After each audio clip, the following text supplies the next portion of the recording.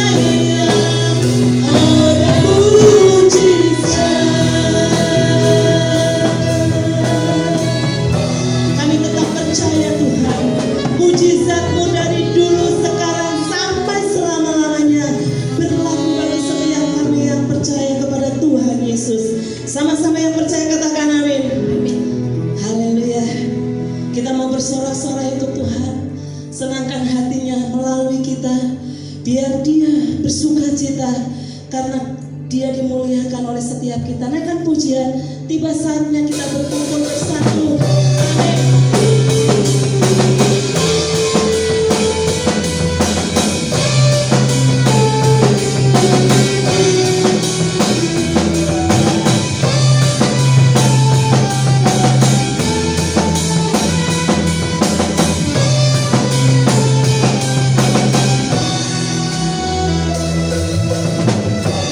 Saatnya kami berkumpul bersatu dari setiap suku dan bangsa,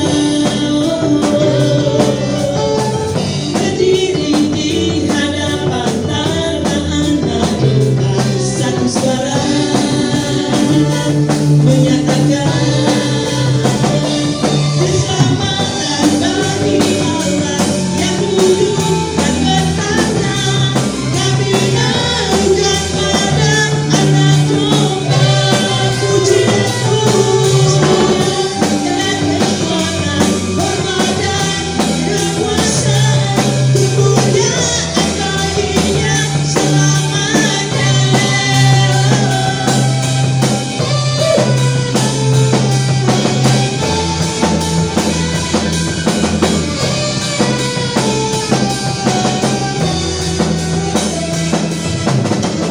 Tiba saatnya kami berkumpul bersatu dari setiap suku dan bangsa, berdiri di hadapan tata anak domba, satu suara menyatakan keselamatan bagi Allah yang duduk dan bertata. Kami naikkan pada anak domba,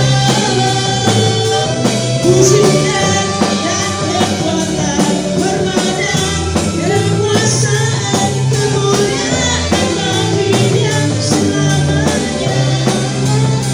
Keselamatan bagi Allah yang duduk dan bertata.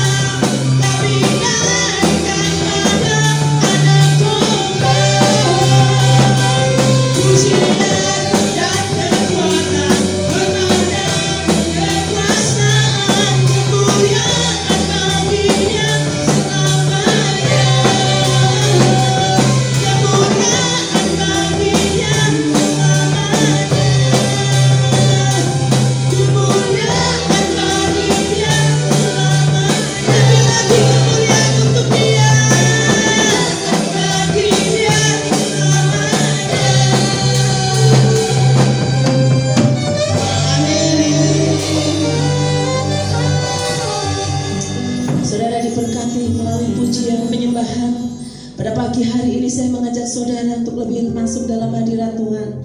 Sebelum kita diberkati oleh kebenaran firman Tuhan, mari Bapak Ibu, para pemirsa jemaat yang ada, Engkau masih dalam hadirat Tuhan. Kami puja Engkau sebagai Tuhan dan Raja kami. Kami sanjung Engkau sebagai Allah kami yang hidup. Engkau yang berkuasa Tuhan. Engkau yang berjanji akan datang kembali menjemput orang yang percaya dan menanti-nantikan Engkau.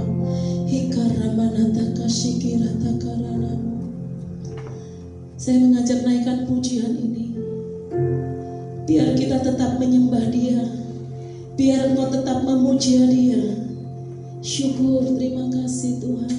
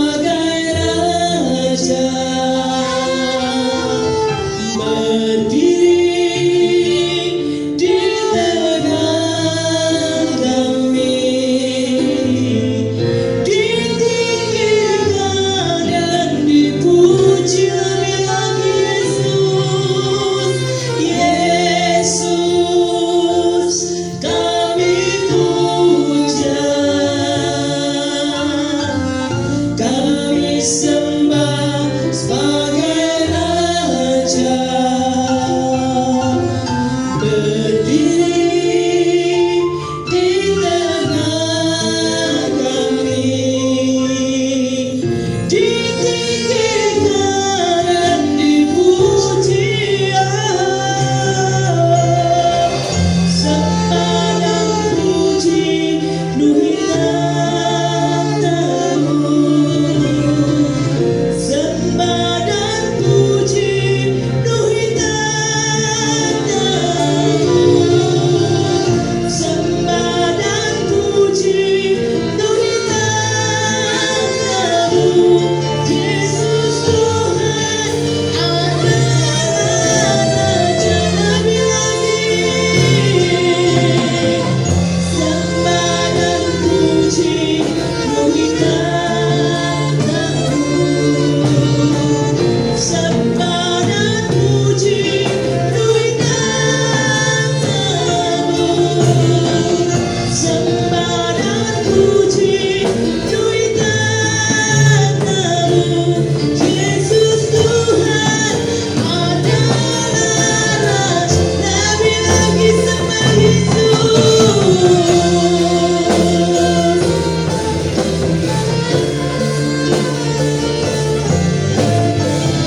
Sembah dan puji penuhi namamu. Sembah dan puji penuhi namamu. Yesus Tuhan adalah Raja.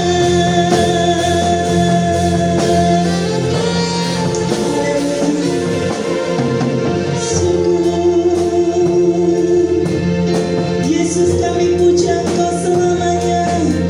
Naikkan pujian ini dari awal sama-sama dengan senang hatimu. Yesus, kami puja, kami sembah sebagai Raja, berdiri di tengah kami, ditinggikan dan dipuji. Sembah dan puji penuhi namamu. Sembah dan puji penuhi namamu. Sembah dan puji penuhi namamu. Yesus Tuhan adalah Raja, lebih lagi sembah Dia. Sembah dan puji penuhi namamu. Sembah dan puji penuhi namamu. Sembah dan puji penuhi namamu. Yesus Tuhan adalah Raja. Yesus Tuhan, Yesus Tuhan adalah Raja. Yesus Tuhan adalah Raja. Syukur, syukur. Selamanya Engkau tetap Raja kami. Selamanya Engkau tetap Tuhan Allah kami. Bersyukur Bapa, pada pagi hari ini kami masih diizinkan Engkau memberi kekuatan, kesehatan buat setiap kami, sehingga kami bisa memuliakan nama-Mu yang kudus. Oleh setiap pujian penyembahan yang kami bawakan pada pagi hari ini, kiranya Tuhan bisa menyukakan dan membuat Engkau tersenyum melalui pujian penyembahan kami. Terima kasih Bapa. Kalau sebentar kami mau diberkati oleh kebenaran firman-Mu, urapi setiap kami, urapi jemaat-Mu, urapi setiap para pemirsa yang mendengar kebenaran firman-Mu. Biar diberkati oleh setiap benih-benih ilahi yang akan sebentar kami dengar. Berkati hamba-Mu Tuhan yang akan menyampaikan isi hati-Mu. Kiranya firman-Mu akan menegur, menasihati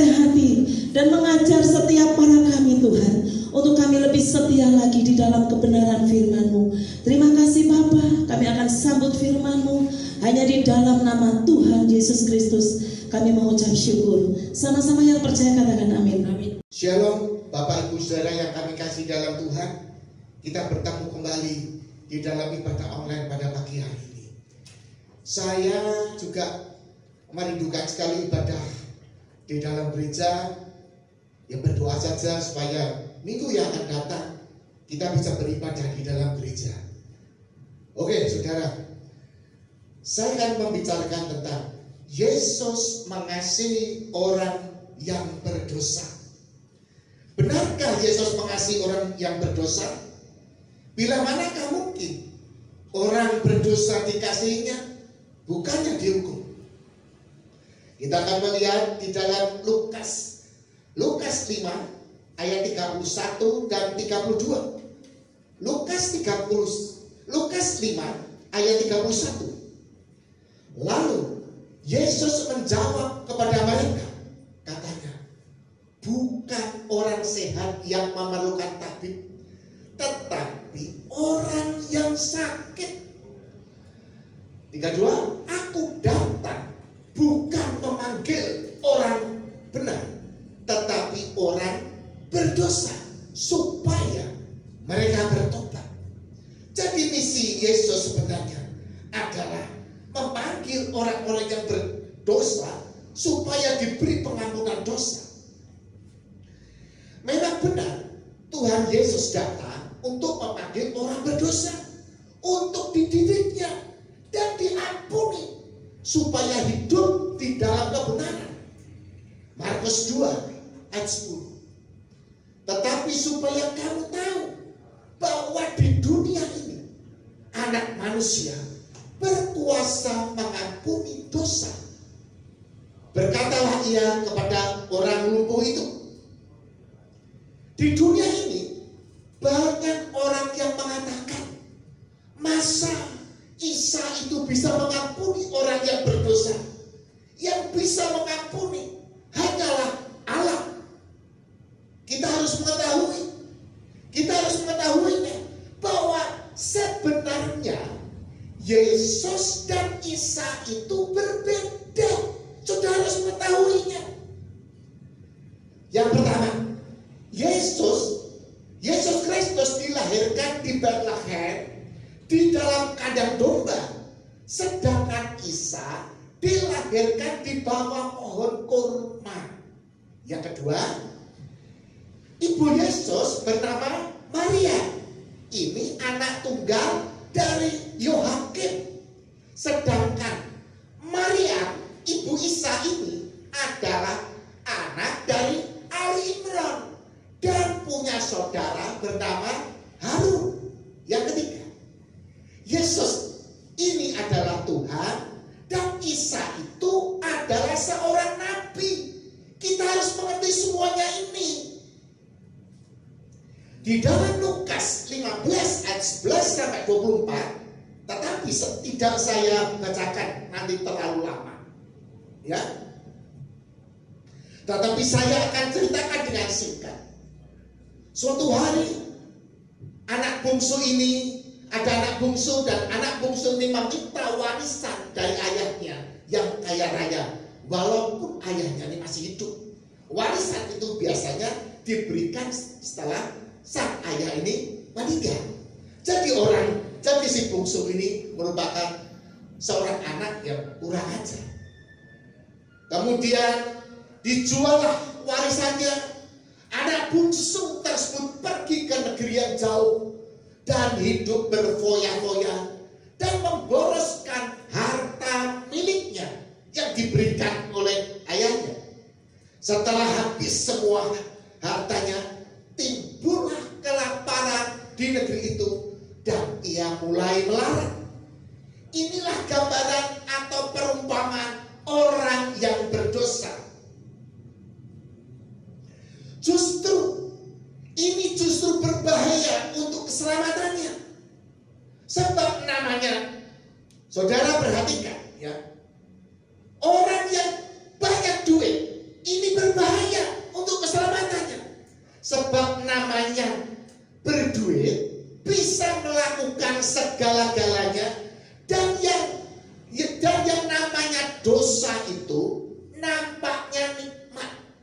dan sulit untuk menyadari karena lepas kontrol.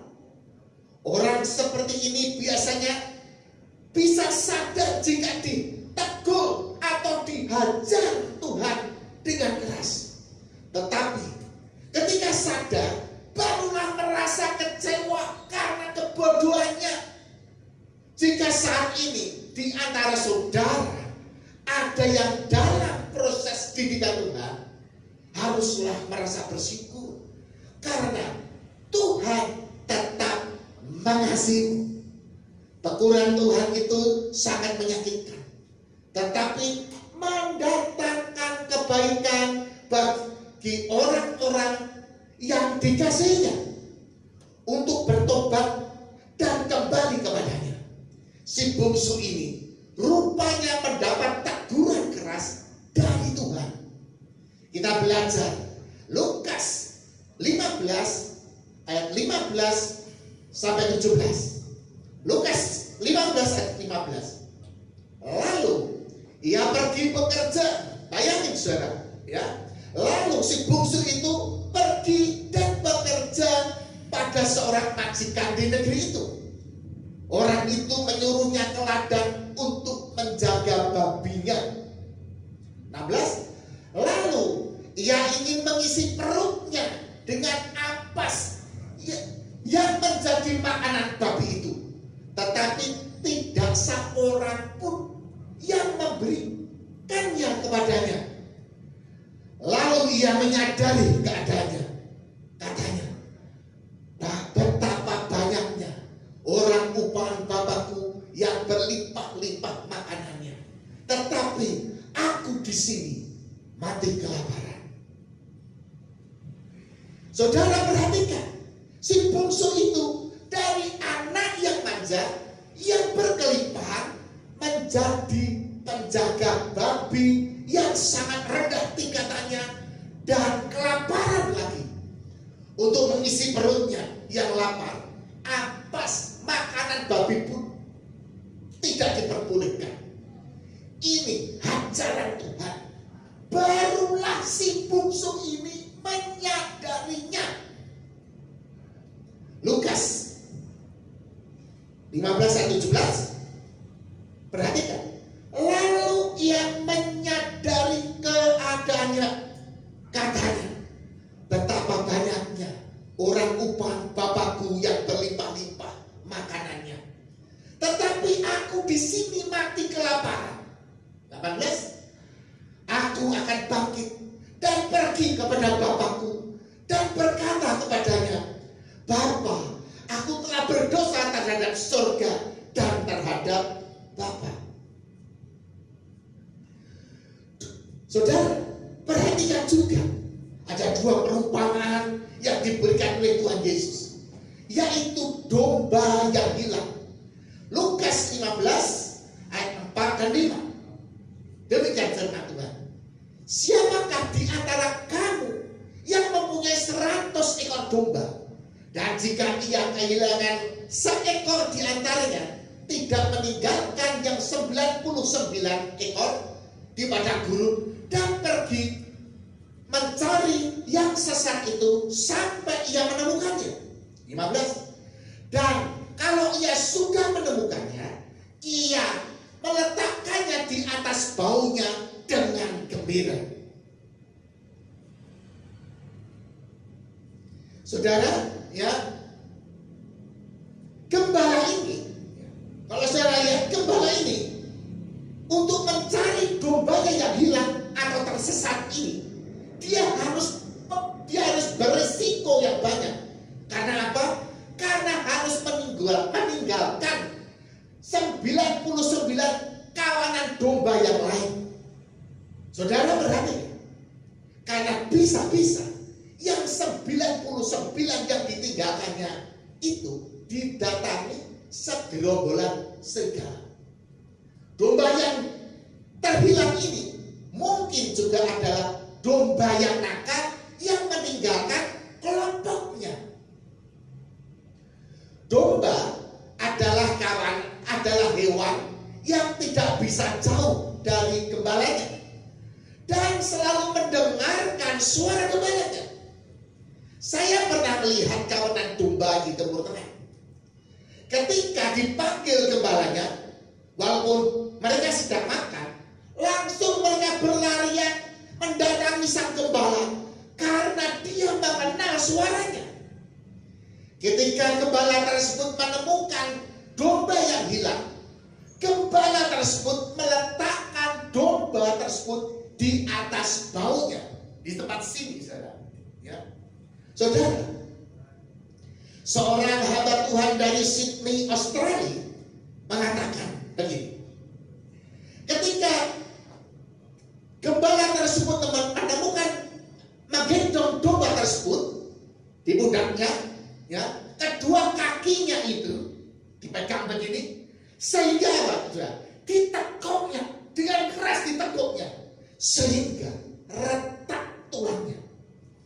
Hal ini menggambarkan seorang jemaat Tuhan yang dikasih ketika bengkok hatinya atau sesat jalannya, maka sang gembala agung ini akan mendisipliner atau menghajarnya sebagai suatu peringatan karena Yesus mengasihi dombanya. Firman Tuhan berkata, barang siapa kukasihi, ia akan kutegur dan kuhajar dan relakan hatimu bertobat. Ketika kaki domba tersebut ditekuk sehingga retak, jelas saja domba tersebut merasakan kesakitan. Ibrani 12 ayat 6. Karena Tuhan menghajar orang-orang yang dikasihani, yang dikasihi. Sekali lagi saya ulangi. Karena Tuhan menghajar orang yang dikasihinya, dan ia menyesah orang yang diakuinya sebagai anak. Justru saudara, jika Tuhan menghajar orang yang bengkok, saudara, berarti Yesus mengasihi saudara. Ia menyesah orang yang diakui sebagai anak. Lucu. Jika kamu harus menanggung ganjaran, Allah memperlakukan kamu seperti anak, di mana terdapat anak yang tidak dihajar oleh ayahnya. 8. Tetapi jikalau kamu bebas dari ganjaran yang harus diderita setiap orang, maka kamu bukanlah anak, tetapi anak-anak gampang. Selanjutnya, dari ayat kita yang sebenarnya, kita beroleh ganjaran dan mereka kita hormati. Kalau demikian, bukankah kita harus lebih taat kepada Bapa segala roh supaya kita beroleh hidup? 10. Sebab mereka mendidik kita dalam waktu yang pendek sesuai dengan apa yang dianggap baik, tetapi Dia menghajar kita untuk kebaikan kita supaya kita beroleh bagian dalam kekudusannya. 11. Memang tiap-tiap ganjaran pada waktu ia diberikannya tidak mendatangkan sukacita, tetapi duka cita. Tetapi kemudian ia menghasilkan buah kebenaran yang memberikan damai kepada mereka yang dilatih olehnya. Gembala tadi yang menekuk kaki dombanya sehingga retak, kemudian merawatnya, diobatinya, dibalutnya kakinya dengan kasih sayang. Dengan cara demikian, domba tadi selalu dekat dengan gembalanya. Domba tersebut pasti mengalami perubahan karakternya. Jika di antara saudara pendengar mempunyai permasalahan hidup seperti domba tadi, karena berbuat dosa dan diganjar oleh Tuhan, janganlah engkau putus asa, tetapi bersyukurlah karena Anda adalah orang yang dikasihi Tuhan. Tuhan mengakui saudara sebagai anak, maka Dia ahli didikan itu seperti domba yang terhilang tadi, kakinya dipatahkan. Tetapi jika saudara dibebaskan dari ganjaran, ya, perhatikan. Tetapi jika saudara dibebaskan dari ganjaran atau tidak dihukum, berarti Anda adalah anak-anak gampang atau menjadi orang yang tidak dididik dan menjadi hamba-hamba kebinasaan. Yang nampak di dunia ini enak, tetapi ganjarannya di kehidupan yang kekal nantinya itu untuk selama-lamanya. Ngerti saudara? Maka saudara perhatikan, jika engkau berbuat dosa dan diganjar oleh Tuhan, ya, itu bukan Tuhan benci dengan saudara, tetapi justru Tuhan mengasihi Anda. Dan bagaimana? Ucapkan syukur dan terimalah didikan Tuhan, sebab didikan Tuhan itu untuk kebaikan saudara. Amin. Tuhan Yesus memberkati. Kita akan mengadakan perjamuan kudus. Kita akan mengadakan perjamuan kudus. Saya ambil perjamuan kudus. Ya. Kita akan mengadakan perjamuan kudus. Siapkanlah roti dan anggur yang sudah kami bagikan. Kita angkat. Kita sebelumnya berdoa dulu. Bapak, di dalam nama Tuhan Yesus, di depan kami Tuhan ada roti dan anggur. Kiranya Tuhan, Engkau memberkati roti dan anggur ini. Ubahlah Tuhan, supaya roti ini menjadi tubuhmu. Dan kami percaya Tuhan, dan anggur ini ubah menjadi darahmu Tuhan. Kuasa dahsyat memenuhi roti dan anggur ini. Kami percaya Tuhan, bahwa roti ini menjadi dagingmu Tuhan. Dan dagingmu merupakan firman Tuhan. Kita angkat roti di tangan kanan kita, di atas kepala kita. Firman Tuhan berkata, janganlah kamu khawatir atas hidupmu. Tuhan menyertai dalam kehidupanmu. Walaupun saat ini kita dihantui oleh COVID-19 dan kesulitan ekonomi, tetapi Allahku akan mencukupi semua kebutuhanmu menurut kekayaan dan kemuliaan di dalam Kristus Yesus. Sebab apa yang telah kuteruskan kepadamu telah aku terima dari Tuhan, yaitu bahwa Tuhan Yesus pada malam waktu ia diserahkan mengambil roti, dan sesudah itu ia mengucap syukur atasnya. Ia memecah-mecahkannya dan berkata, inilah tubuhku yang diserahkan bagi kamu. Perbuatlah ini menjadi peringatan akan aku. Dalam nama Yesus, kita makan bersama-sama.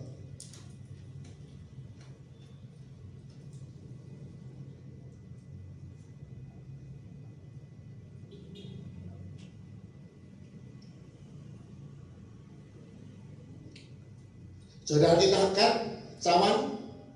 Saudara, di tangan kanan kita ini ada darahnya Yesus, yaitu materai. Iblis paling takut dengan darah Yesus. Nah, sebenarnya dia tidak boleh mengganggu, karena Tuhan sudah mengampuni semuanya atas dosa-dosa kita.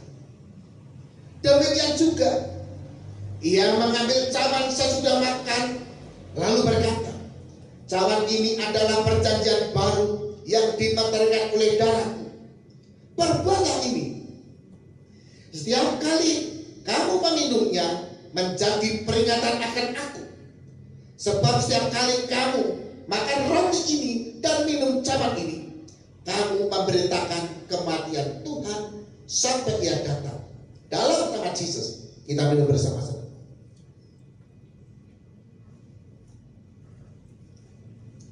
Nah, saudara, saya akan berdoa. Bapak, di dalam nama Tuhan Yesus, Abang mau berdoa. Jika ada di antara pendengar saat ini Tuhan, mereka adalah orang yang sedang dididik Tuhan oleh karena dosa-dosanya. Tuhan, biarlah Tuhan menjamah mereka supaya mereka menyadari seperti anak bungsu tersebut atau seperti domba yang terhilang. Nyatakan kuasa mujizat Tuhan. Engkau menghajar mereka, mendidik mereka bukan karena engkau kejam, tetapi engkau mengasihi supaya dombamu itu tetap mendapatkan keselamatan. Terima kasih Tuhan untuk kebaikan dan kemurahan-Mu. Saudara, angkat tanganmu, angkat kedua tanganmu. Biarlah segala berkat ini akan datang kepadamu dan menjadi bagianmu jika engkau mendengarkan suara Tuhan Allahmu. Diberkati kamu di kota, dan diberkatilah engkau di ladang. Diberkatilah buah kandungmu, hasil bumimu, hasil ternakmu, yakni anak lembu sapimu dan kandungan dombamu. Diberkatilah bakulmu dan tempat adonanmu. Diberkati engkau pada waktu masuk, dan diberkatilah engkau pada waktu keluar. Di dalam nama Yesus kami berdoa. Semua orang percaya kata